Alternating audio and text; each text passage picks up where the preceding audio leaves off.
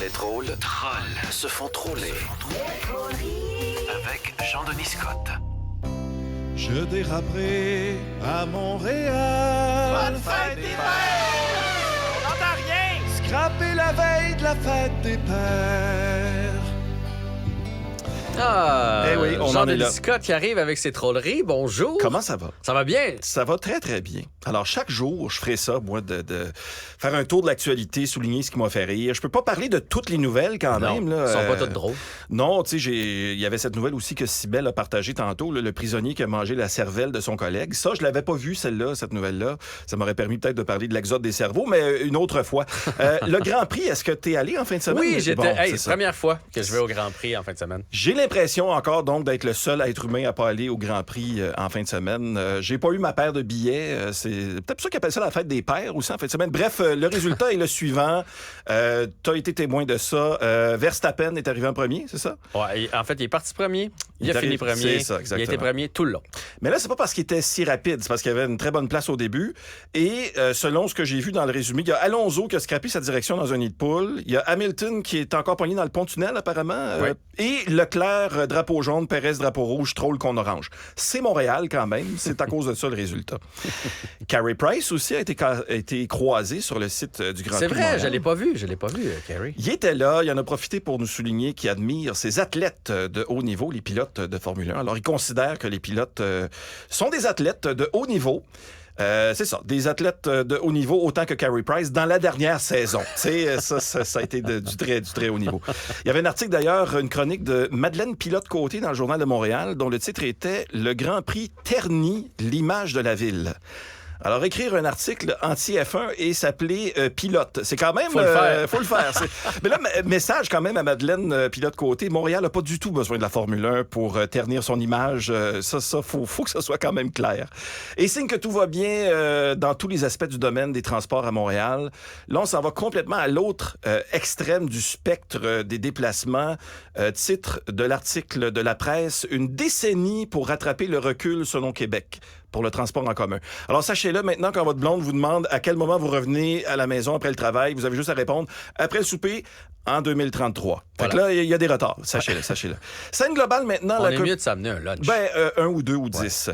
On va aller à l'extérieur de nos frontières. Maintenant, la communauté internationale qui a promis lundi près de 2 milliards de dollars pour venir en aide au Soudan, qui sombre dans une spirale de destruction, de violence. Bon, cela dit, la communauté internationale jure que dès qu'elle aura fini avec le Soudan, elle s'occupera de Montréal. C'est promis. Tu sais, quand même, Sarajevo vient flatter le doigt à Montréal disant « Ça va aller, là. C'est correct. On va être correct. Tiens bon. » Chez nous, au Nouveau-Brunswick, à partir de maintenant, le don d'organes présumé remplace le don d'organes volontaire. Là, ça n'a pas rapport avec la nouvelle de Cybèle de tantôt. Non, plus, là. j'espère. Non, c'est un projet de loi de l'opposition libérale qui a été appuyé à l'unanimité à l'Assemblée législative et ça donne des idées au PQ. Le PQ qui songe déposer un projet de loi similaire. Eux qui cherchent désespérément de nouveaux membres. Je pense qu'ils n'ont peut-être pas compris de quel genre de membres il s'agit. Pendant ce temps-là, les loyers sont de plus en plus chers et de moins en moins accessibles au Canada. C'est rendu en fait tellement cher chez nous que pour être capable de payer leur appartement, on apprend qu'il y a plusieurs parents qui ont commencé à taxer leur enfant avant qu'ils se rendent à l'école. Là, il reste plus rien pour les bullies. Hein. C'est pas facile. La seule famille, en fait, qui est encore, pour qui c'est rentable d'être en appartement, on me dit que c'est la famille Dion, parce qu'ils sont, 12, 13, 14? Ouais. Eux autres peuvent tous facile. se cotiser. Il y a aussi le gouvernement fédéral, pour qui ça a l'air difficile de payer son immobilier. Le fédéral croit se départir de 50% du nombre de ses espaces de bureaux qu'il possède au cours de la prochaine décennie, entre autres à cause du travail à distance. Ben Et oui. là, c'est vrai qu'il faut s'adapter à cette nouvelle réalité-là, le télétravail. D'ailleurs, depuis la pandémie, Canada rime avec télétravail. La preuve, le pays est dirigé par des individus qui habitent en Chine. Fait que ça, c'est le travail à distance ultime. Ah, ça, c'est hot. Ça, Ouais. c'est fort. Moi, c'est loin, ça. je dirige un pays sur Zoom, moi. Maintenant, il y avait quelques manchettes inusitées aussi cette semaine. 3 exemples. Il y a Richard Martineau qui, encore une fois, pose des questions importantes. Tout le temps. Il a titré une de ses chroniques « Bernard Drinville est-il un homme? » Oh. On a reçu un message en guise de réponse ici. La réponse était « Bernard Drinville est ni un homme ni une femme ». Et c'est signé le gala des prix Gémeaux. Alors, je ne sais pas si c'est véridique. Parce qu'on rappelle qu'il n'y aura plus de catégorie.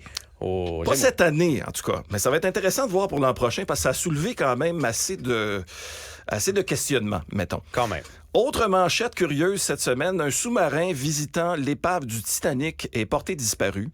La dernière fois que des sous-marins disparus ont enfin la manchette, c'est une couple de mois quand Subway a tout changé son menu. Là, ça, c'est disparition des sous-marins qui a été très tragique à ce moment-là. Toujours dans les manchettes un peu particulières, ça c'est particulier. Une liaison amoureuse soulève la controverse au ministère des Forêts. Au début, j'étais surpris. Je pouvais pas croire qu'un aussi gros malaise existe dans un ministère qui n'était pas dirigé ni par Bernard Drinville, ni par Éric Précaire. Mais ce malaise important l'a été assez pour qu'un point de presse soit organisé. Le voici.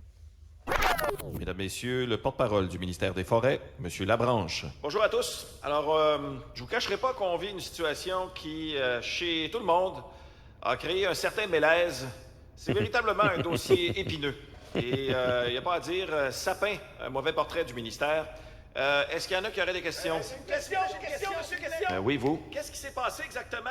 Écoutez, je ne veux pas trop en révéler parce qu'on veut pas que ça crée une réaction en chaîne. Voilà, vous pouvez nous en donner plus quand même. On est vraiment pris entre l'arbre et l'écorce.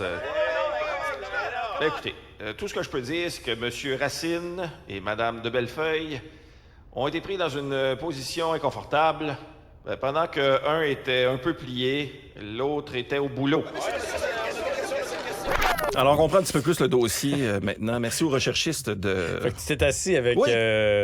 avec ta liste d'arbres. Exactement, c'est ça. Il en restait 2. Mais j'ai pas été capable Érable, de... hein? Non, érable, ça fonctionnait pas. Et l'autre, c'était? L'autre, c'était... je me souviens plus trop, ça finissait par us, mais je pense que ça se dit pas en nom. Et là, puisqu'on parle des forêts, Jean-François, il y en a peut-être qui pensent que les feux de forêt sont derrière nous au Québec, mais non, pas du tout. Il y a le Bel-sur-Quévillon qui, eux, les feux de forêt sont derrière eux, sont tout juste derrière eux. Oui, Ça se peut qu'ils doivent réévacuer. Il y a 1500 pompiers et militaires encore actifs présentement pour combattre ces feux-là. 1500 pompiers, c'est quand même 125 ans de calendrier sexy. Ça fait du monde à la messe. Et pas plus tard que vendredi dernier, on est replongé dans une espèce de brouillard, smog. Une bonne partie du Québec qui sentait le lendemain de camping. C'était un peu spécial. Et là, je te le dis, Jean-François, c'est pas fini la preuve. Même dans les chansons sur les différents postes de radio présentement, partout on parle des feux de forêt. D'ailleurs, on va faire un truc qui a jamais été fait à Cube Radio. C'est notre patron Dominique qui sera peut-être pas content. Oh. On va vous prouver qu'on parle vraiment beaucoup des feux de forêt sur tous les postes de radio. Et pour ce faire, on va changer de poste. Voici d'autres postes de radio. Ça, c'est audacieux. Ouais.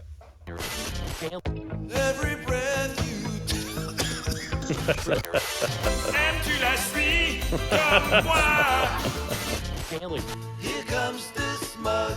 Le smog, ouais. Here comes the smug. Entre l'ombre et la poussière, Ouais. Faudrait juste éviter d'aller jouer dehors. killing me softly with this smog. Ferme tes yeux, Simon. Ferme tes yeux quand tu sors. Alors, c'est dit. Fermez vos yeux quand vous sortez maintenant. Ah, très intéressant, très original. Merci beaucoup. Bienvenue beaucoup. Sauf Puis que ça part bien la semaine. Ça part bien la semaine et on se retrouve demain à distance dans ce cas-ci, mais on va quand même s'attraper avec l'actualité du mardi 20 juin. Très intéressant. Merci beaucoup. À demain. Bye. Salut. Restez connectés. Tout ce que vous avez manqué est disponible sur